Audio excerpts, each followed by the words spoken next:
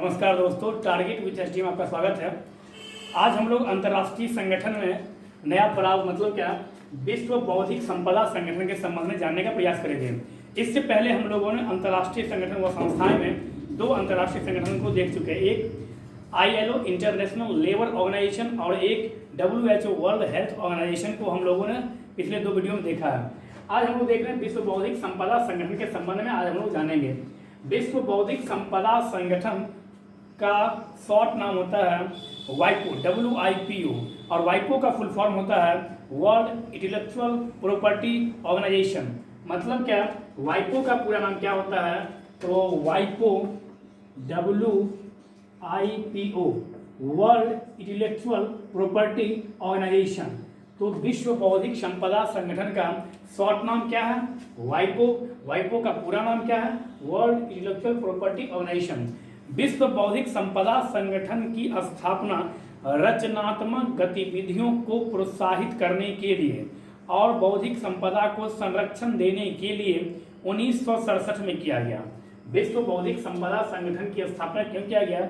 तो विश्व बौद्धिक संपदा संगठन की स्थापना 1967 में रचनात्मक गतिविधियों को प्रोत्साहित करने और बौद्धिक संपदा को संरक्षण देने के लिए विश्व बौद्धिक संपदा संगठन की स्थापना 1967 में किया गया।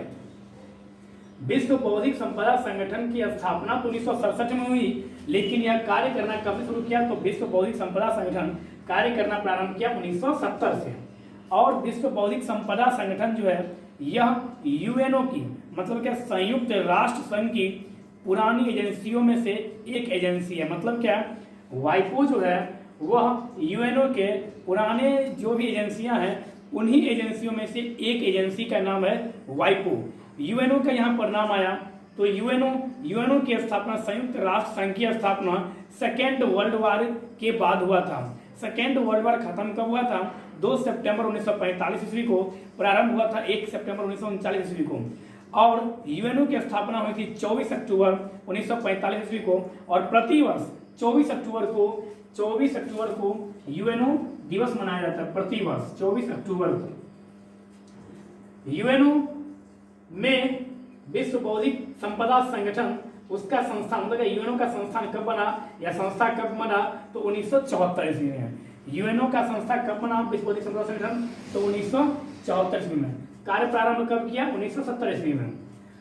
विश्व बौद्धिक संपदा संगठन का मुख्यालय जेनेवा स्विट्जरलैंड है। WHO का भी मुख्यालय जेनेवा स्विट्जरलैंड और ILO का भी मुख्यालय जेनेवा स्विट्जरलैंड। और आगे जो भी हम ऑर्गेनाइजेशन पढ़ेंगे, बहुत सारा इंटरनेशनल जो भी ऑर्गेनाइजेशन है उसका मुख्यालय बहुत अधिक ऑर्गेनाइजेशन का मुख्यालय जेनेवा में ही स्थित है।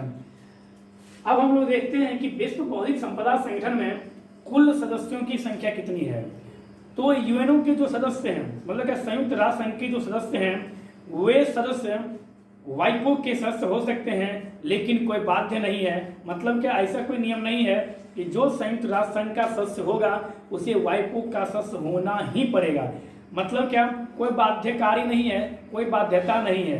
तो UNO में वर्तमान में कुल 194 सदस्य है, जबकि विश्व बौद्धिक संपदा संगठन में वर्तमान में कुल 191 सदस्य राष्ट्र हैं, जिसमें से 188 सदस्य राष्ट्र जो हैं वो UNO के हैं और 3 सदस्य जो हैं वो अलग से क्षेत्रीय हैं, जिनमें पहला है कुक द्वीप, दूसरा होलिसा द्वीप और तीसरा न्यूए द्वीप।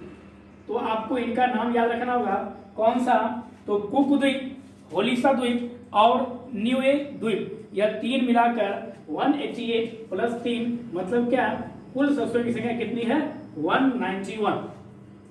अब बात रहा कि विश्व बौद्धिक संपदा संगठन का कार्य क्या है या उद्देश्य क्या है। विश्व बौद्धिक संपदा संगठन का कार्य क्या है? तो विश्व बौद्धिक संपदा संगठन कार्य वैश्विक स्तर पर मतलब क्या वर्ल्ड लेवल पर बौद्धिक संपदा को संरक्षण करने का इसका पहला कार्य है। इसका पहला कार्य भी है और यही इसका क्या है, पहला या मुख्य उद्देश्य भी है। विश्व बौद्धिक संपदा संगठन के द्वारा वैश्विक स्तर पर कलात्मक, साहित्य व वैज्ञानिकों के द्वारा कृत प्रसंस्करण, टेलीग्राफ टेलीग्राफ, फिल्म और आविष्कारकों के द्वारा किया गया औद्योगिक डिजाइन व ट्रेड को संरक्षण प्राप्त करना या प्राप्त करवाना या संरक्षित करवाना विश्व बौद्धिक संपदा संगठन का कार्य है। तो पहला इसका हम लोगों ने देखा क्या कि वैश्विक स्तर पर बौद्धिक संपदा को संरक्षण उपलब्ध करवाना। हर पल बदलती दुनिया में संतुलित अंतरराष्ट्रीय बौद्धिक संपदा नियमों को बनाने के लिए नीतिगत मंच का काम करता है। कौन? तो वैश्विक बौद्धिक संपदा संगठन कौन सा काम करता है? तो वैश्विक स्तर पर बौद्धिक संपदा को एक मंच पर लाने का काम करता है। मतलब क्या? एक नीतिगत रूप से, मतलब क्या? एक योजना बनाकर एक मंच पे पूरे विश्व को लाने का काम कौन करता है? तो वैश्विक बौद्धिक संपदा संगठन। वाइपो बौद्धिक संपदा संगठन, वाइपो मतलब क्या? विश्व बौद्धिक संपदा संगठन की जानकारी के लिए विश्वसनीय वैश्विक संदर्भ स्रोत का काम करता है। मतलब क्या? बौद्धिक संपदा की जानकारी के लिए, बौद्धिक संपदा की जानकारी के लिए वैश्विक स्तर पर कौन सा ऑर्गेनाइजेशन वर्क करता है? तो वह वर्क करता है वाइपो, वर्ल्ड इंटेलेक्चुअल प्रॉपर्टी के द्वारा वैश्विक स्तर पर जो बौद्धिक संपदा है उसकी जानकारी शेयर करने का, उसकी जानकारी इकट्ठा करने का कार्य कौन करता है? तो बौद्धिक संपदा संगठन। केंद्र और इंटरनेशनल ऑर्गेनाइजेशन के बीच, मतलब क्या? राज्य और इंटरनेशनल ऑर्गेनाइजेशन मतलब अंतरराष्ट्रीय संगठन के बीच बौद्धिक संपदा से संबंधित जानकारी को उपलब्ध करवाने के लिए और दो राष्ट्रों की सीमा के पार बौद्धिक संपदा से संबंधित किसी भी वाद विवाद को सुलझाने का काम कौन करता है?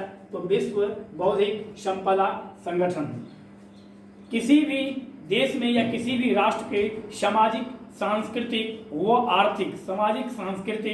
आर्थिक स्थिति को संरक्षण प्रदान करने के लिए बौद्धिक संरक्षण को प्रदान करने का कार्य कौन करता है?